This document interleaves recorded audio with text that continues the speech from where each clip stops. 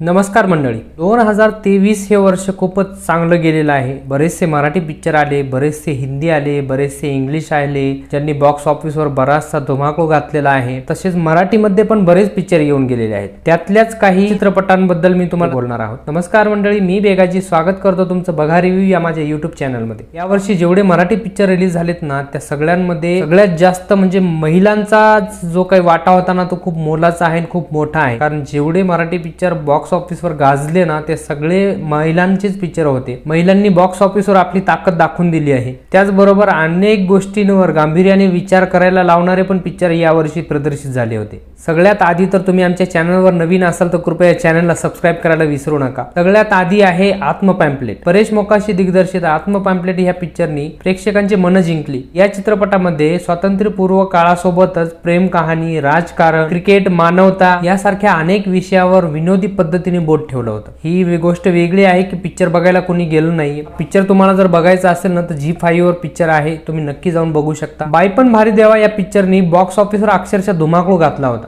म्हणजे मी जेवढं बघितलं ना, तर पिक्चर बघायला अक्षरशः गाड्याच्या गाड्या भरून येत होत्या, ट्रक भरून येत होत्या, जी गाडी मिळेल ती गाडी भरून येत होती। असं कोणतंच गाव नसेल की त्या गावामधल्या बाया पिक्चर बघायला गेल्या नसतील। सगळ्यांनी पिक्चर बघितलेला आहे। म्हणजे याच्यापूर्वी माहेरची साडी जेव्हा पिक्चर आला होता, त्यावेळेस लोक असेच गाड्या भरून जात होते, कारण प्रत्येकाच्या मनाला भिडणारा पिक्चर होता माहेरची साडी। आणि तसाच पिक्चर खूप वर्षानंतर आपल्याला बघायला भेटला आणि बॉक्स ऑफिसवर त्यांनी खरंच अक्षरशः धुमाकूळ घातला होता। 6 बहिणीची गोष्ट आहे या पिक्चरमध्ये। असं त्यांचं आयुष्य विखुरलेलं आहे आणि ते विखुरलेलं आयुष्य ते एकत्र कसं आलेलं आहे। म्हणजे मंगळागौरीचा एक खेळ खेळतात आणि त्या खेळामध्ये त्या 6च्या 6 बहिणी कशा एकत्र येतात हे आपल्याला दाखवलेलं आहे। ह्या चित्रपटामध्ये स्त्रियांच्या भावविश्वावर भाष्य केलेलं आहे। स्त्रियांची किती घुटमळ होती हे या पिक्चरमध्ये आपल्याला केदार शिंदे यांनी दाखवून दिलेलं आहे। पुढचा पिक्चर आहे महाराष्ट्र शाहीर। महाराष्ट्र शाहीर हा पिक्चर जो आहे ना, महाराष्ट्र गीतकार, नाटककार, कथाकार, लोकनाट्य निर्माते आणि दिग्दर्शक शाहीर साबळे यांच्या आयुष्यावर बेतलेला आहे। म्हणजे त्यांची एकंदरीत बायोपिकच आपल्याला या पिक्चरमध्ये बघायला भेटते।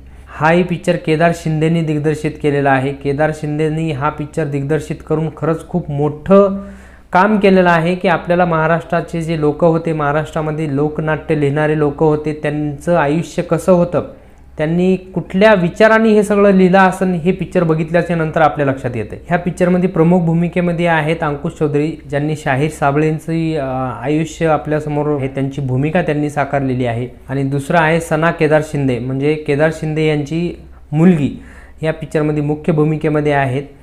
हे दोघं नवरा बायकोच्या भूमिकेमध्ये दाखवलेले आहेत। पुढचा पिक्चर आहे वाळवी। परेश मोकाशी दिग्दर्शित हा पिक्चर आहे। वाळवीने अक्षरशः सगळ्या लोकांना म्हणजे कोड्यातच पाडलं होतं, सगळ्या प्रेक्षकांना कोड्यात पाडलं होतं। कारण ते 2023 ची सुरुवातच मे बी ह्या पिक्चरनी केली होती आणि एकदम जबरदस्त केली होती। खूपच चालला होता पिक्चर, ज्यामध्ये आपल्याला एक वेगळीच कहाणी बघायला भेटली होती। याच्या आधी आपण असा कुठलाच पिक्चर बघितला नव्हता। या पिक्चरमध्ये एकही गाणं नाहीये आणि एका रात्रीची गोष्ट आपल्याला फक्त या पिक्चरमध्ये दाखवली। एक दिवस आणि एक रात्र दाखवलेली आहे, पण ते ज्या प्रकारे आपल्यासमोर त्यांनी मांडलेलं होतं ना, ते खूपच म्हणजे अप्रतिम होतं। यामध्ये आपल्याला मुख्य भूमिकेमध्ये स्वप्नील जोशी दिसले होते, त्यानंतर अनिता दाते होते, त्यानंतर शिवानी सुर्वे होते। परेश मोकाशीचा हा पिक्चर आहे। परेश मोकाशींनी खरंच खूपच कमी पिक्चर बनवलेले आहेत, पण त्यांनी जेवढे पिक्चर बनवलेत ना, तेवढे काहीतरी वेगळी सामाजिक गोष्ट, सामाजिक घटना आपल्याला सांगितलेली आहे। आणि हाही पिक्चर आपल्याला तसाच आहे। Zee5 वर हाही पिक्चर तुम्हाला उपलब्ध आहे। हाही पिक्चर तुम्ही जाऊन बघू शकता। पुढचा पिक्चर आहे झिम्मा 2। हेमंत ढोमे दिग्दर्शित हा पिक्चर आहे। म्हणजे आता सध्या थिएटरमध्ये चालू आहे।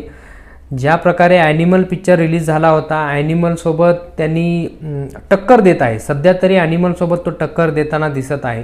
श्याम बहादूर सारखी एवढी चांगले पिक्चर आले तरीही त्यामध्ये हा पिक्चर चालत आहे। म्हणजे मी तुम्हाला सुरुवातीला सांगितलं होतं की या वर्षी सगळ्यात जास्त महिलांचाच वाटा आहे मराठी फिल्म इंडस्ट्रीमध्ये। यामध्ये पण तसंच आहे। 7 मैत्रिणी आहेत, त्या 7 मैत्रिणींची गोष्ट आपल्याला या पिक्चरमध्ये बघायला भेटणार आहे।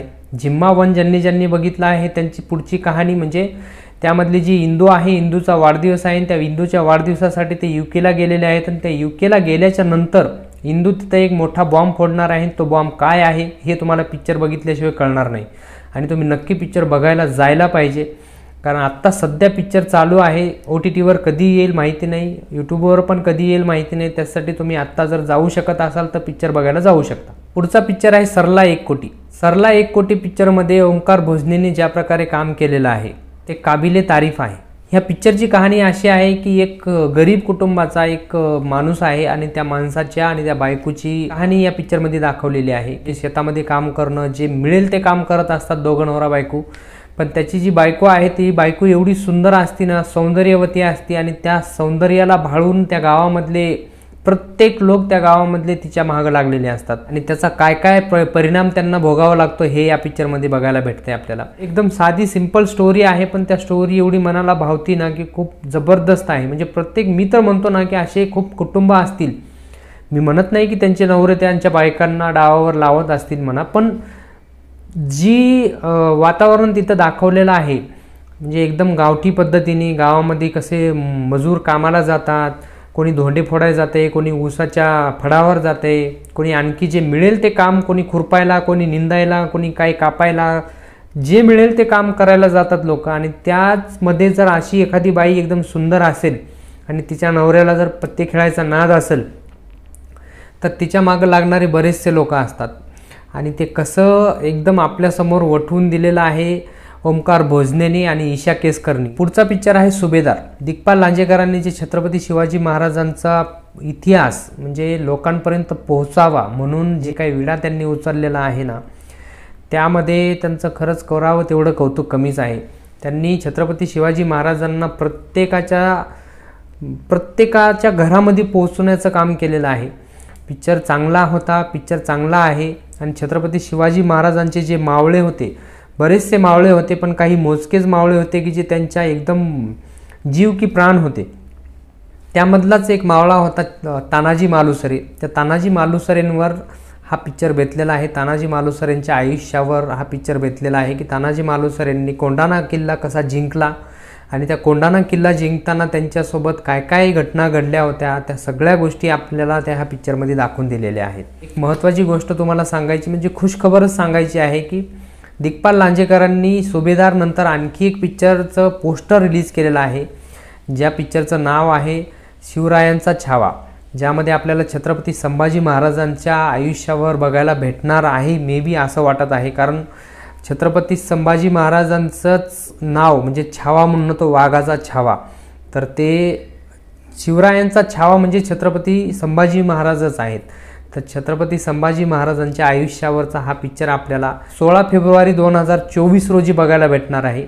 आजच त्यांनी या पिक्चरचं पोस्टर लॉन्च केलेलं आहे आणि हा पिक्चरची तारीखही आपल्याला सांगून टाकलेली आहे. पुढचा चित्रपट आहे तेंडल्या. तेंडल्या या पिक्चरमध्ये आपल्याला सचिन तेंडुलकरचे जे कट्टर चाहते आहेत ना, त्या चाहत्यांच्या कथा दाखवलेली आहे, त्यांची कहाणी दाखवलेली आहे, जी महाराष्ट्रातल्या एका गावातली आहे. पहिला त्याचा चाहता आहे जो 10 वर्षाचा मुलगा आहे, जो की सचिन तेंडुलकर सारखं खेळण्याची इच्छा बाळगतो. त्याला असं वाटतं की मी सचिन तेंडुलकर सारखं खेळावं आणि आपलं नाव मोठं करावं, आपल्या गावाचं नाव मोठं करावं. पण तो प्रयत्न करूनही सचिन तेंडुलकर सारखं खेळू शकत नाही, कारण सचिन आहे, सचिन सारखं कुणीच खेळू शकत नाही.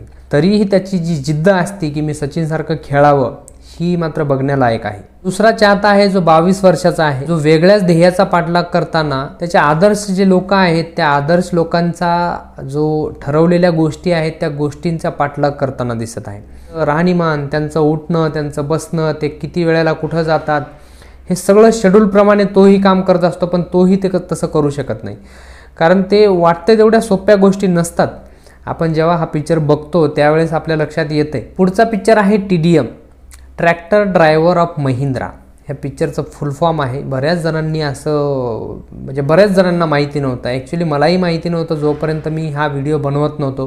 पण जेव्हा मी व्हिडिओ बनवायला घेतला आणि जेव्हा मी व्हिडिओ बनवण्यासाठी जी काही स्क्रिप्ट लिहिली होती त्या स्क्रिप्टमध्ये आम्हाला असं बघितलं, मी सर्च केलं, त्यावेळेस माझ्या लक्षात आलं की हा TDM म्हणजे ट्रॅक्टर ड्रायव्हर ऑफ महिंद्रा असं त्याचा फुल फॉर्म आहे. TDM पिक्चरची स्टोरी अशी आहे की एक सर्वसामान्य घरातला कुटुंबातला एक मुलगा आहे जे गावामध्ये राहतो आणि ते गावामध्ये काय काय गोष्टी घडतात त्या गोष्टींना तो कसा अपोज जातो, कसं त्या गोष्टींना विरोध करतो, हे या पिक्चरमध्ये आपल्याला दाखवून दिलेलं आहे. या पिक्चर ज्यांनी केला होता त्यांच्यासाठी म्हणजे थिएटरच उपलब्ध होत नव्हते, म्हणून त्यांनी डबल पिक्चर रिलीज केला होता.